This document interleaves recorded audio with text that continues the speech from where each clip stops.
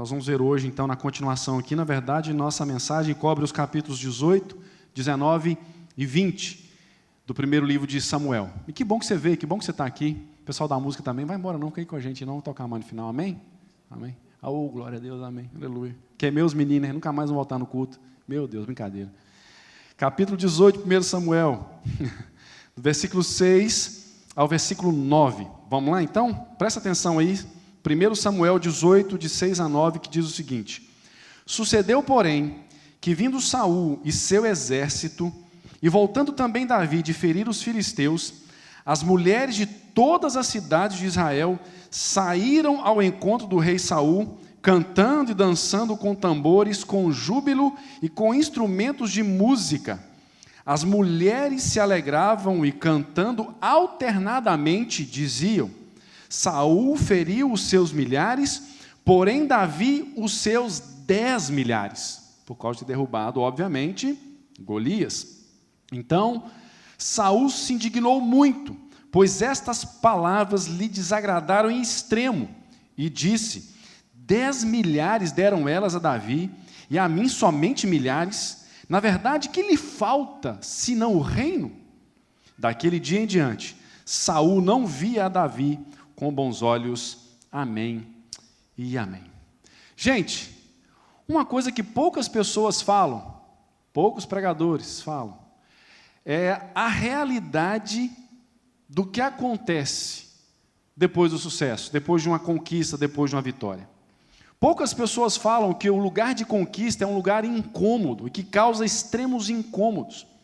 Na verdade, as conquistas e as vitórias que nós temos incomodam não só a outras pessoas, como é o caso mais especificamente aqui do texto, da história toda que nós vamos ver nessa noite.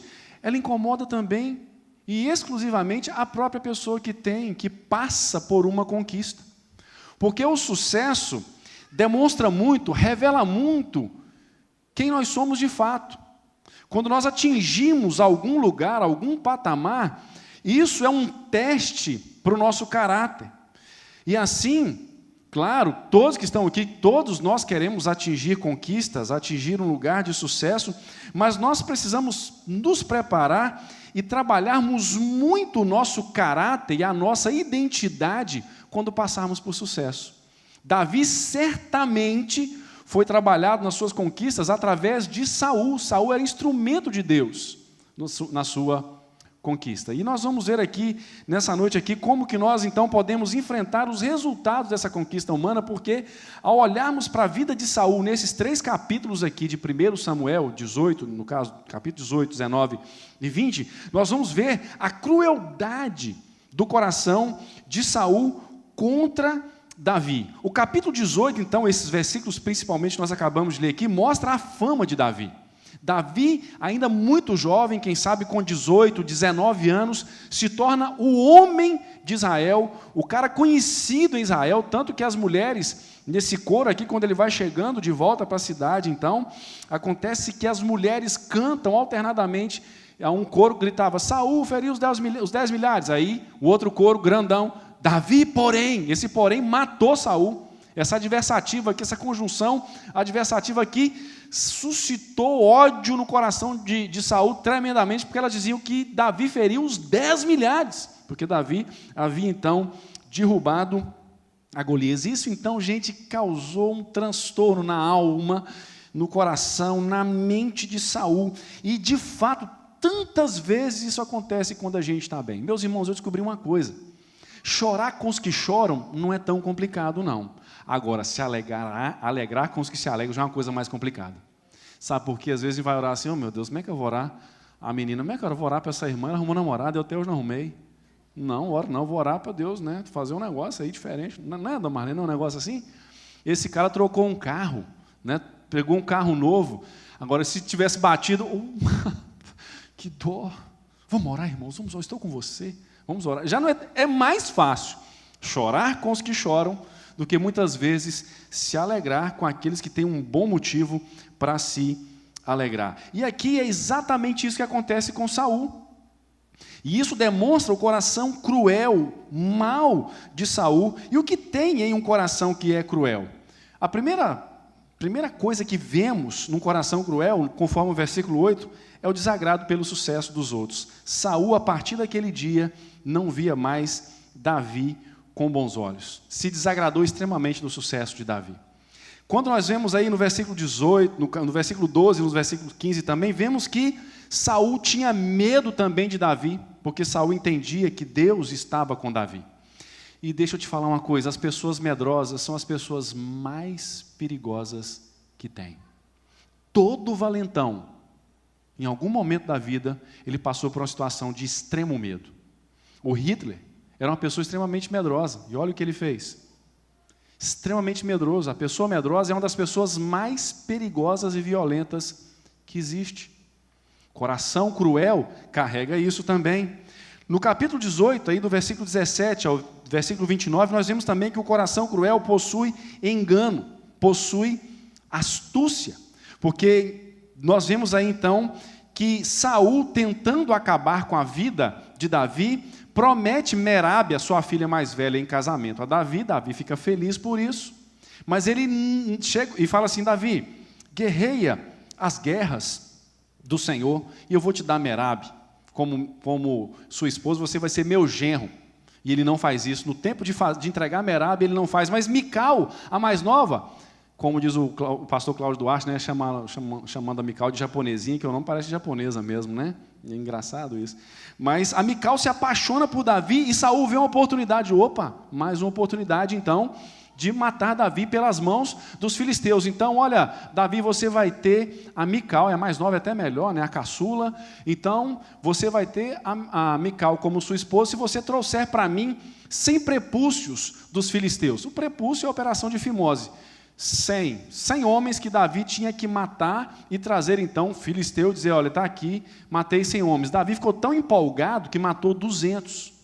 Diz o texto aí, a narrativa fala isso para nós aí, e trouxe, e aí Saul não teve jeito, teve que entregar Mical como filho, e ainda assim Davi não morreu. Mas um coração duro, um coração cruel é assim, ele engana as pessoas. No capítulo 19, já no versículo 1, nós vemos aí, então, que Saul já tinha desejo, falou em matar a Davi. Um coração cruel, ele é assim, ele quer matar as pessoas.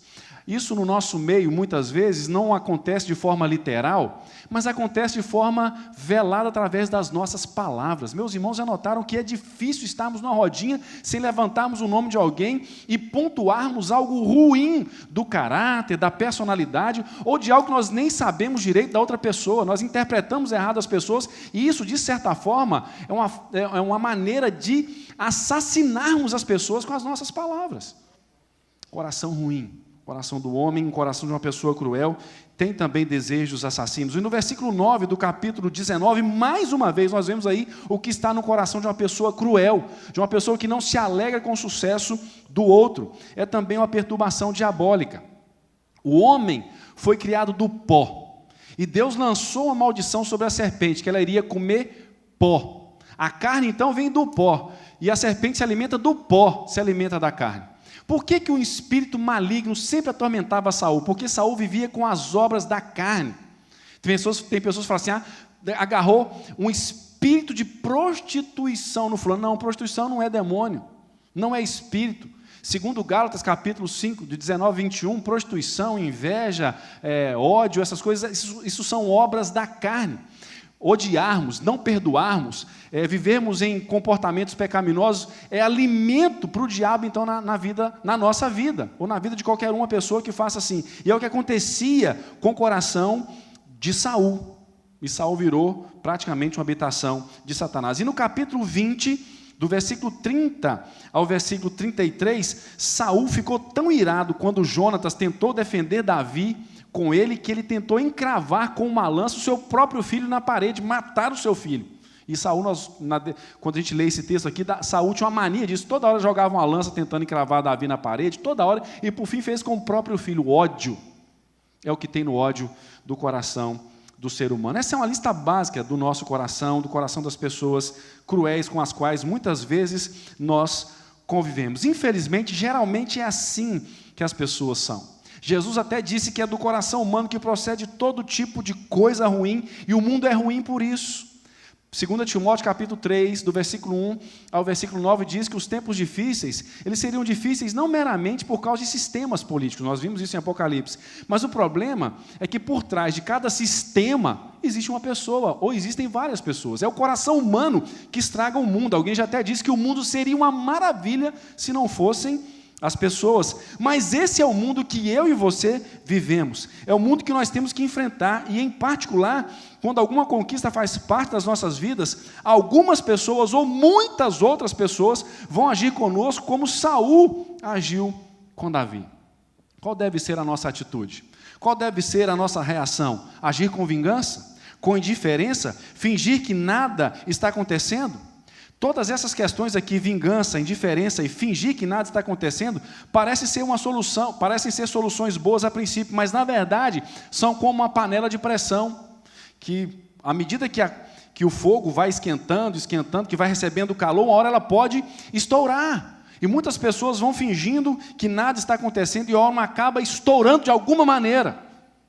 E é extremamente perigoso. Assim, estes 3 capítulos aqui nos mostram 3 reações de Davi diante da crueldade de Saul. E estas reações, para quem tem Jesus, são as únicas reações cabíveis e que trazem solução para esse enfrentamento nosso com a crueldade do coração das pessoas, da qual nós somos alvo tantas vezes nos nossos dias. Além disso, além de serem as únicas reações, essas verdades têm o poder de irem transformando, então, o ambiente em que nós vivemos. O que nós, então, gente, precisamos para enfrentar as crueldades do coração do ser humano? Em primeiro lugar, nós precisamos de pureza. No capítulo 18, olha comigo o versículo 18, que eu não li, o versículo 18, que diz assim, 1 Samuel 18, 18. Respondeu Davi a Saul: quem sou eu? E qual é a minha vida e a família de meu pai em Israel, para vir a ser eu genro do rei? Olha o versículo 23, isso foi quanto a Merabe, quando Saul falou que daria Merabe como esposa. Com Mical, versículo 23, acontece assim: os servos de Saul falaram estas palavras a Davi, o qual respondeu: parece-vos coisa de somenos, ou de pouca importância, ser genro do rei, sendo eu homem pobre e de humilde condição?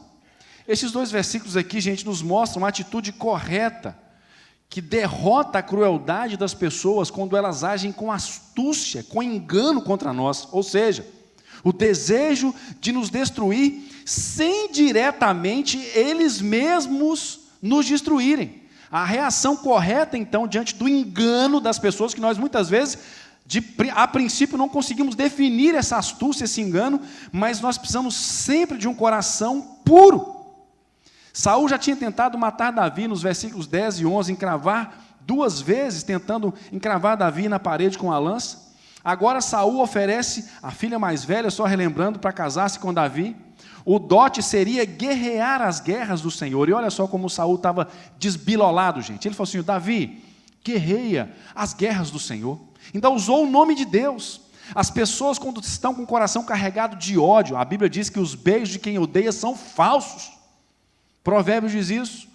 A pessoa carregada de ódio, ela age com muita falsidade, ela não tem nenhum escrúpulo em tomar o nome de Deus em vão. E foi isso que Saul fez com Davi. É sempre assim. Alguns simulam uma piedade, uma santidade, uma espiritualidade, que parecem demonstrar que são boazinhas, mas no fundo o coração está carregado de ódio assassino. Mas Davi vence isso com o coração puro, com o coração carregado de pureza, quando ele diz: quem sou eu e qual é a minha vida e a família de meu pai em Israel, para vir a ser eu genro do rei? Isso é pureza de coração. O que é pureza de coração? Na verdade, gente, a pureza de coração é a sinceridade que dispensa a falsidade. É permitir que Deus assuma o supremo controle, o supremo lugar dentro de nós mesmos. Essa resposta de Davi aqui não foi por educação, não foi complexo de inferioridade, não foi uma autoestima prejudicada, baixa, não. Ele pensava que era mesmo um privilégio ser genro do rei, ser genro de Saul. E Davi viu em tudo aquilo a boa mão de Deus. Isso é pureza de coração, é conseguir ver a boa mão de Deus por trás de toda e qualquer situação, por mais estranha que ela possa aparecer.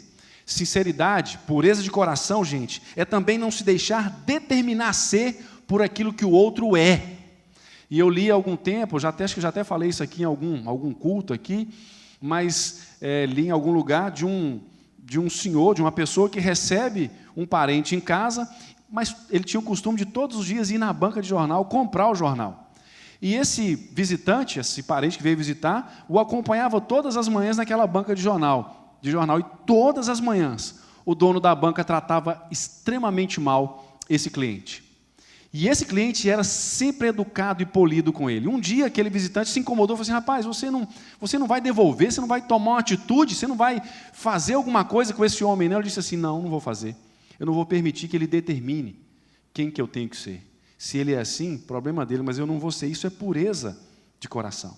E eu sei que todos os dias nós enfrentamos pessoas próximas e não tão próximas que agem assim conosco, com engano, com rispidez, com astúcias, mas nós não precisamos deixar de tratá-las com pureza, com sinceridade e vendo Deus por trás de suas atitudes. Nós não podemos deixar de jeito nenhum que o outro determine quem eu tenho que ser em nome de Jesus. O que eu sou em Cristo, para a honra e glória de Deus Pai. Essa é a primeira reação diante da crueldade do coração das pessoas. A segunda é a fuga, é fugir.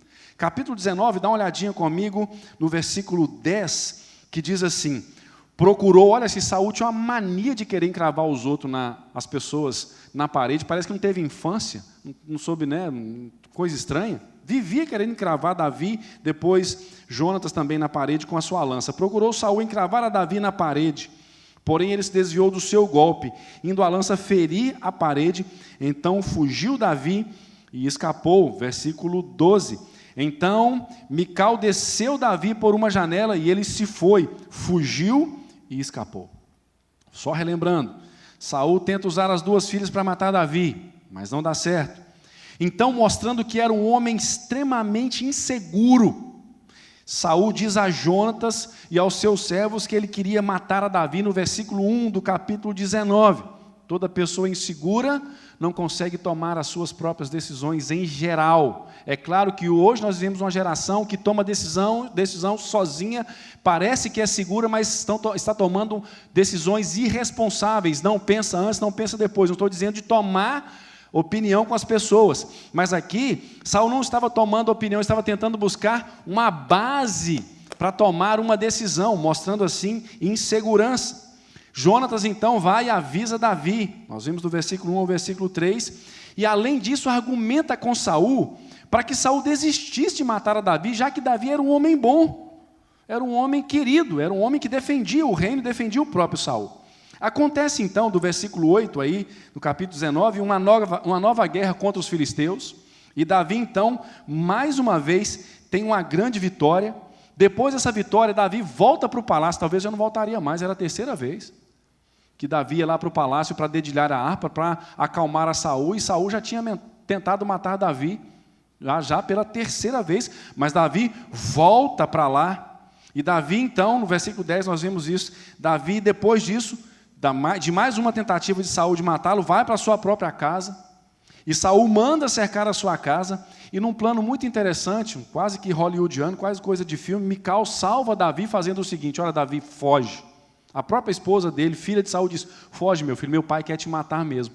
E Davi pula a janela, e ela então pega um ídolo do lar, uma coisa interessante lembrar isso no texto, que ainda parecia que tinha alguns ídolos dentro de casa, Israel estava sendo ainda purificado de muitos dos seus pecados, assim como nós ainda estamos sendo purificados de muitos dos nossos pecados, tampa esse ídolo do lar, que a Bíblia não deixa claro como seria, pega pelos, né, de cordeiro, de carneiro, e coloca ali, fingindo, parecendo que Davi estava dormindo, e deixou as pessoas entrar. Quando os homens de Saul tiraram a coberta, Davi não estava lá. Saul ficou extremamente com raiva disso, mas era a filha, deixou passar, a filha caçula. Davi foge, vai ao encontro de Samuel, no versículo 18, conta tudo para Samuel, e sabendo disso, então Saul manda 3 grupos, lá na casa dos profetas, onde Samuel estava, para tentar matar a Davi, para trazerem Davi, para que ele pudesse matar então a Davi. O primeiro grupo vai, o Espírito de Deus toma aqueles homens, eles começam a profetizar. O segundo grupo vai, o Espírito Santo de Deus toma aqueles homens, e eles profetizam, eles desistem disso. O terceiro grupo, por fim, Saul mesmo vai, e aí Deus também toma Saul, que Saul profetiza também. Deus vinha detendo Saul de muitas coisas. Deixa eu fazer uma aplicação aqui. Quantas vezes Deus já falou com a gente uma coisa, já mostrou para a gente um tipo de atitude que temos que tomar, uma direção, e a gente está insistindo naquilo, insistindo naquilo. Isso é extremamente perigoso. Por fim, então, não dá certo, Davi foge mais uma vez. Preste atenção nisso, por favor. Gente, muitas vezes a vitória, a conquista, o sucesso está na fuga. E eu me lembrei quando eu preparava essa mensagem, gente, eu tinha uns 9 anos, a gente morava lá na rua São José, número 123, me lembro como se fosse hoje.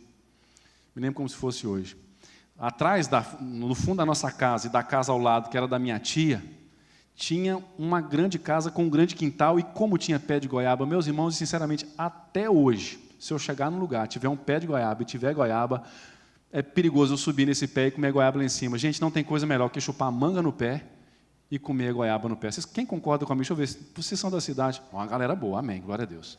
Aleluia. Glória a Deus. Gente, não é bom? Fala a verdade. Gente, sinceramente, é uma coisa assim, é de Deus demais. E come goiaba, né, não precisa nem lavar, não. Só tira a parte de cima, de baixo, o bicho você come e joga para lá, né? Você morde, larga para lá e estamos dentro, né? Mas eu me lembro que nesse dia eu tinha uns 9 anos, 8 para 9 anos.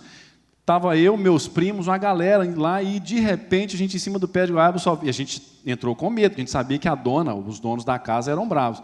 Eu só vi a porta da cozinha abrindo assim, uma espingardinha, não sei se era de chumbinho, o que era, apontando para o lado da gente. Meus irmãos, eu virei ninja, eu virei super-homem, eu voei lá de cima, caí em cima dos espinhos mesmo, dali subi, arranhei tudo, pulei lá em casa. Quietinho, concurso, não tinha acontecido nada. Ó, o que foi, menino? Não, nada não, mãe, tá jogando bola. Estava nada, infelizmente estava roubando goiaba, né? Porque menino não rouba goiaba, ele participa, né, gente? Criança não, na verdade, participa das bênçãos que Deus tem do quintal alheio, não é verdade? Mas, meus irmãos, se eu não fujo, eu tinha tomado um pipoco, tinha tomado um tiro de alguma coisa, de chumbinho, sei lá o que fosse, não é? Mas a vitória estava exatamente na fuga. Mas o que isso, então, tem a ver comigo e com você? A verdade é clara, gente. Algumas vezes, diante da maldade humana das pessoas, a melhor coisa a se fazer é fugir. E às vezes, para fugir, tem que ser forte, tem que ser muito macho, muito fêmea para fugir. Às vezes, nós temos que entender que a vitória numa briga não está em encarar, mas está em fugir. E ainda que diga-se que nós somos covardes, deixa eu dizer, a Bíblia diz que mais vale um cão morto do que um cão vivo do que um leão morto. Eclesiastes 9:4 diz isso. Às vezes, a vitória na perseguição está em fugir. Até Jesus fez isso. Lá em Lucas, capítulo 4, o 29 e o 30, Jesus, quando na sinagoga falou umas verdades lá, quiseram prender Jesus. Jesus, então, passou pelo meio deles e fugiu. José, por que José venceu o assédio sexual da esposa de Potifar, principalmente no último dia, quando ela o agarrou mesmo? Se ele fica, meu amigo, a não ser que José não tinha, ao invés de sangue, na veia dele corria água, gasolina, óleo diesel, mas, meu amigo, muito difícil, uma mulher te agarrar e você ficar ali de boa e não acontecer nada. José também partiu porque ele sabia que tinha sangue na sua veia. A vitória estava na fuga. E fuga, também precisamos explicar aqui nesse sentido, que não é necessariamente, dependendo do caso, desistir de um trabalho, da família, de um relacionamento. Na verdade, a fuga pode ser mudar o jeito de agir no trabalho, pode ser negar a si mesmo e começar a ter outras atitudes dentro de casa e nos relacionamentos. E nesse caso, às vezes, temos que fugir de nós mesmos e buscarmos um estilo de vida, de ser e de encarar a vida diferente. Sabe, gente, que Deus nos ajude a fugirmos de lugares também errados. Lugares, às vezes tem lugar que você passa a porta, parece que te chama. Sai dali, passa correndo, foge disso, não tem problema. Tem pessoas que são altamente destrutivas, mas elas são assim, elas são sedutoras. Que Deus nos ajude a fugir dessas pessoas erradas, de situações erradas, de pensamentos, de sentimentos, de palavras erradas. A vitória contra a crueldade humana também passa pelas fugas. E do que nós estamos precisando fugir, gente? De quem? Às vezes de televisão, às vezes do computador, do notebook, da internet, do tablet. Do que nós precisamos fugir? A vitória contra a maldade tantas vezes está também na fuga. Terceiro e último lugar, para a gente encerrar. A terceira reação de Davi, a primeira foi que ele agiu com pureza de coração diante da astúcia de Saul. Depois ele fugiu da astúcia, da maldade, do ódio assassino de Saul. E por último, o choro. Capítulo 20, o versículo 41, olha comigo lá o que diz em 1 Samuel, capítulo 20, versículo 41. Indo-se o rapaz, nós vamos explicar isso aqui, relembrar essa história. Levantou-se Davi do lado do sul e prostrou-se rosto em terra 3 vezes. E beijaram-se um ao outro e choraram juntos. Davi, porém, muito mais. Vamos entender a história aqui. Nós paramos o capítulo 19. Aqui então Davi foge da casa dos profetas e vai até Jonatas em Ramá. E já quase em desespero, Davi começa a perguntar a Jonatas o seguinte: Jonatas, por que o seu pai me odeia tanto? Olha o versículo 1. Então fugiu Davi da casa dos profetas em Ramá e veio e disse a Jonatas: que fiz eu? Qual é a minha culpa? E qual é o meu pecado diante de teu pai, que procura tirar minha vida? E numa conversa com Jonatas, então, Davi bola um plano que revela que Davi sabia muito bem psicologia. Davi bolou um plano assim: olha, vamos fazer o seguinte, eu tenho que almoçar na mesa, né, fazer as refeições juntamente com você e com seu pai. Mas eu vou fazer o seguinte, eu vou ficar 3 dias sem ir. Vou ficar 3 dias. E aí você observa a reação do seu pai. Conforme a reação dele, vai dar para saber se ele quer me matar, se ele está de fato decidido a me matar ou não, eu tenho que me proteger. Então, Jonatas concorda, volta. No primeiro dia, eles sentam para almoçar, Davi não estava na mesa, Saul não falou nada. No segundo dia, de novo, já sentam para almoçar, e aí Saul não vê Davi, dessa vez ele se incomoda e pergunta: cadê Davi? Aí Jonatas responde para Saul: olha, ele me falou, ele me pediu para ir na casa dos pais dele, era um plano. E aqui nós vemos que Davi era esperto. E algumas vezes na história dele que nós vamos ver que Davi contou algumas mentiras, algumas custaram caro. Nós vamos ver isso aqui também. E aí Jonatas fala para Saul, e ele pediu para ir lá com os pais, visitar os pais, essa coisa toda. E aí Saul ficou irritadíssimo, nervosíssimo, tanto que aí diante da defesa de Jonatas, dessa vez, Saul então quer matar a Jonatas também. Mas então ficou muito claro essa verdade, infelizmente, aí na vida de Davi. Do versículo 24, gente, ao versículo 34, fica claro então mesmo esse plano de Saul. E no outro dia, então, Jonatas vai a Davi e faz o que ele combinou com Davi, porque ele tinha combinado com Davi o seguinte: olha, eu vou voltar então, trazendo a resposta do meu pai. Ele foi para levar a resposta, e eu vou fazer o seguinte: tinha um escudeiro, tinha um moço, um guarda-costas que andava com Jonatas, por ser filho do rei.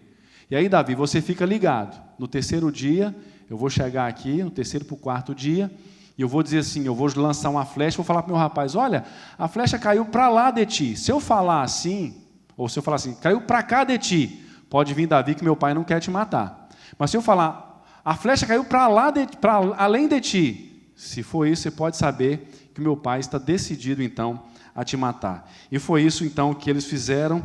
A flecha caiu para lá de ti. O Jonatas dá um ninja lá no moço, se encontra com Davi e fala: Davi, realmente, meu pai quer te matar. E aí diz o texto, foi o versículo que nós lemos, que eles choraram juntos, mas Davi muito mais. E só um parentezinho aqui, muitas pessoas estão defendendo que a amizade de Davi e Jonatas era mais do que a amizade. Mas, meus irmãos, isso não tem como defender nesse texto de jeito nenhum. Era de fato amizade de homem para homem mesmo, certa e correta diante de Deus. Mas esse choro de Davi, gente, preste atenção nisso, me encanta. Me encanta sinceramente, porque Davi era um homem que matou um urso, matou um leão, matou um gigante, matou 200 filisteus e tirou os prepúcios. Meus irmãos, olha aqui, você consegue imaginar essa cena? A gente não lê a Bíblia imaginando. Nós perdemos a capacidade de imaginar, e deixa eu te falar, o James Packer fala no livro sobre oração, do dever ao prazer, ele fala o seguinte, que a imaginação é a mãe do discernimento.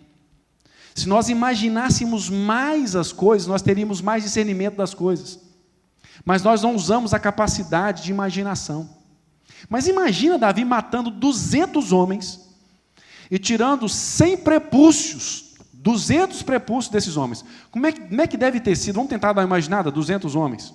Tipo lá no Carandiru, né? Lá no massacre. 200 homens. Tira a roupa dos caras. Agora vamos lá, faca, ou, sei lá, navalha, vamos tirar. Jesus tem misericórdia, ainda bem que os caras estavam tudo morto, né? O judeuzinho passa por isso no 8º dia, né? Dizem que é o melhor dia para cicatриzação, né? Essa coisa toda, o sangue, enfim, tem toda essa coisa aqui. Mas olha só, tinha que ser bem tudo para fazer isso. Guerreou as guerras do Senhor, ganhava, derrubou um gigante, um homem de 3 metros, venceu esse homem, cortou a cabeça, um homem então preparado para encarar a vida. Mas aqui nós vemos que esse homem chorou, e chorou muito, as ambiguidades da vida, as esquisitices da vida. Meus irmãos, sinceramente, eu não curto muito pessoas, quaisquer que sejam, religiosas ou não, pregadores ou não, que encaram a vida assim, ou é preto ou é branco. Porque na maioria das vezes, como diz o James Packer novamente, na maioria das vezes, a vida é cinza. É estranho. De repente você está com alguém que você acha que essa pessoa te ama de fato, quando você vai descobrir essa pessoa tem outra. Ou de repente você é fiel a um governo que acha que esse governo vai cuidar de você, cuida nada, não tampa nem os buracos da rua, só quer te multar, cambada. Não é? E por aí afora vai. A vida é cheia de ambiguidades. Você cria um filho com todo o carinho, com todo o amor, e chega um dia esse menino se rebela contra você. Você cria um filho com todo o carinho na igreja, dali descobre que na adolescência, na juventude, está envolvido com drogas. Meu Deus, o que é isso? A vida, a maioria das vezes, é cheia ela é cinzenta, ela é coberta de ambiguidades, cheia de problemas que a gente não consegue explicar. Você ora, busca Deus. Hoje mesmo conversei com uma irmã que colocou diante de Deus o processo de abrir uma empresa, orou, clamou a Deus, buscou, todos os sinais estavam corretos, que tudo daria certo. A empresa não sobreviveu. Até hoje, já há algum tempo, alguns anos que está tentando resolver problemas dessa empresa, que a princípio parecia que estava tudo dentro da vontade de Deus. Pessoa séria, pessoa de Deus. Quantas vezes a vida é ambígua, e é isso que Davi estava sentindo. Meu Deus, qual é o meu pecado? O que eu fiz para Saul tentar me matar? E chorou isso, chorou profundamente. A Bíblia inclusive diz em Mateus capítulo 5, né? Bem-aventurados os que choram, porque serão consolados.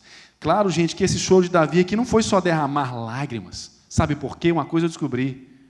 Tem gente que chora e chora lágrimas de crocodilo, vocês sabem por quê, né? Porque o crocodilo, quando está comendo a sua presa, ele, né, ali a mandíbula dele força as glândulas lacrimais e sai água dos olhos dele, mas ele está comendo, está acabando com a pessoa. Quantas pessoas são assim com a gente? Quantas namoradas, quantos namorados que choram diante do outro, mas por trás está fazendo um monte de coisa errada, mas ele quer alguém para escravizar a si mesmo, para jogar nela as suas mazelas morais, espirituais, existenciais. Chora na frente do outro porque quer ter alguém para sugar, para usar, para abusar e depois jogar fora. Quantas pessoas choram assim na nossa frente? Então esse chorar de Davi aqui não foi só derramar lágrimas, não foi só isso. Davi aqui, quando chora, ele chora a condição humana, ele chora a maldade humana. Ele lamenta por Saul, que deveria protegê-lo, mas que o odiava, simplesmente porque ele era trabalhador, porque ele era honesto, porque ele era vitorioso, porque Deus estava com Davi. E quantas pessoas não nos toleram por causa disso? Quantas pessoas? Vi uma vez um pastor extremamente bem sucedido nesse país, uma vez falar sobre isso. para o pessoal da própria denominação dele, que tem uma teologia linda e maravilhosa, mas que infelizmente, no geral, não conseguem aplicá-las a si, não reconheciam o dom que Deus deu. Muita gente ou tinha inveja ou idolatrava esse homem. Quantas vezes Davi aqui chora exatamente isso, a maldade do coração humano. Saul deveria protegê-lo, mas não, queria matá-lo. Mas Davi também aqui estava chorando por si mesmo, chorando porque ele provavelmente tinha medo de agir da mesma maneira que Saul. E é por isso que o apóstolo Paulo fala em Gálatas 6, se você vir um irmão cometendo algum pecado, que precisa de disciplina e de admoestação, faça com brandura e teme, se cuide para não cair você mesmo no mesmo pecado e no mesmo erro. Choro, meus irmãos, choro não só de lágrimas, mas a tristeza interna de ver as ambiguidades da vida, as feiuras da vida, as coisas inexplicáveis dessa vida, a falta de arrependimento das pessoas que já têm mais do que e nós mesmos. Quantos pecados nós sabemos que não devemos cometer e voltamos nele, e muitas vezes voltamos nele, não é porque nós achávamos que não é porque a gente está querendo, está doido, querendo aquele pecado, não, foi mais um engano mais uma vez, como o apóstolo Pedro. Chorar isso, chorar a condição humana. É assim que nós enfrentamos a crueldade do coração de tantas pessoas. Sentir compaixão pelas misérias, não só as minhas, especialmente as minhas, mas também das outras pessoas. E eu quero encerrar. Concluo em nome de Jesus. Essa é uma história muito conhecida, que me chegou até uma vez, falando que era Marquesa de Santos, mas eu vou contar conforme eu achei aqui. Mas disse que uma pessoa muito grosseira, muito rude, resolveu dar um presente a um homem que estava fazendo aniversário, mas, na verdade, essa pessoa queria fazer isso de forma para humilhar publicamente esse outro homem que fazia aniversário. Preparou, então, uma bandeja cheia de lixo e de restos e mandou que entregassem para esse homem em público. O aniversariante, então, pega essa bandeja cheia de lixo, de restos, recebe com alegria e com gratidão, recebe, e pede, então, que o entregador esperasse um pouco, porque ele queria retribuir a gentileza. Ele toma essa bandeja, então, joga fora todo aquele lixo, lava bem essa bandeja, enche de flores e manda que devolvesse à pessoa que havia mandado esse tipo de presente. E fez isso colocando um bilhetinho endereçado àquele homem com os seguintes dizeres: nessa vida, a gente dá aquilo que a gente tem. É assim que nós enfrentamos, em nome de Jesus, a crueldade do coração humano. Uma das coisas mais lindas para mim na Bíblia, sabe o que é, meus irmãos? É a questão do fruto do Espírito. Eu estou encerrando. Em Gálatas capítulo 5, que fala do fruto do Espírito. Gálatas 5, 22 e 23. Na verdade, meus irmãos, o teste de uma vida cheia do Espírito Santo não é apenas ser visitado com o dom de línguas ou com algum tipo de dom carismático. Isso pode ser o sinal da presença do Espírito Santo, apesar que é um dom, isso não é para todos. Mas certamente, o aferidor, o critério de que uma pessoa é de fato cheia do Espírito Santo, é se ela possui o fruto do Espírito Santo, que tem algumas partes, tem alguns gomos, que é amor, alegria, paz, mansidão, domínio próprio. Quando nós recebemos a Jesus, a Bíblia diz que o Espírito Santo vem habitar em nós. E se o fruto é do Espírito, pertence a Ele, é o genitivo. É um genitivo. Ele não só pertence, é posse, mas também ele é de origem, se origina. Se o Espírito Santo habita em mim, o fruto dele está dentro de mim. O que vai acontecer é que no processo da nossa vida com Jesus, processo de santificação, esse fruto vai ficando mais exposto, mais bonito, na verdade. Quantos de nós aqui que algo recebemos a Jesus como Senhor e Salvador da nossa vida, não procuramos aquela colega de trabalho para pedir perdão? Só uma pessoa que tem Jesus no coração, tem temor de Deus para fazer uma coisa dessa. Ou oferecemos perdão para alguém que nos prejudicou em algum momento. E sabe, por que eu estou dizendo isso aqui? Porque como filhos de Deus, nós temos Jesus, nós temos o Espírito Santo dentro de nós, e nós temos o fruto do Espírito de Deus dentro de nós. E diante, então, das crueldades da alma humana e do coração humano para conosco, nós podemos e devemos responder com pureza de coração, fugindo do mal que essas pessoas muitas vezes tentam nos apresentar, e chorando também, sentindo pesar e tendo ações sábias por causa das misérias da alma humana. Eu não sei o que nós temos vivido, mas o fato é que a realidade que nós enfrentamos é essa. Pessoas que tantas vezes vão tentar nos prejudicar, não vão gostar do nosso sucesso, qualquer que seja.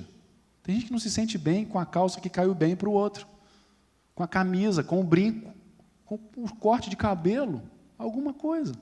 As pessoas não vão se sentir, mas em nome de Jesus, a nossa ação vai ser mais ou menos como aquela de Jesus diante das pessoas que o crucificavam, diante da multidão que gritava para crucificá-lo: Pai, perdoa-lhes, eles não sabem o que fazem.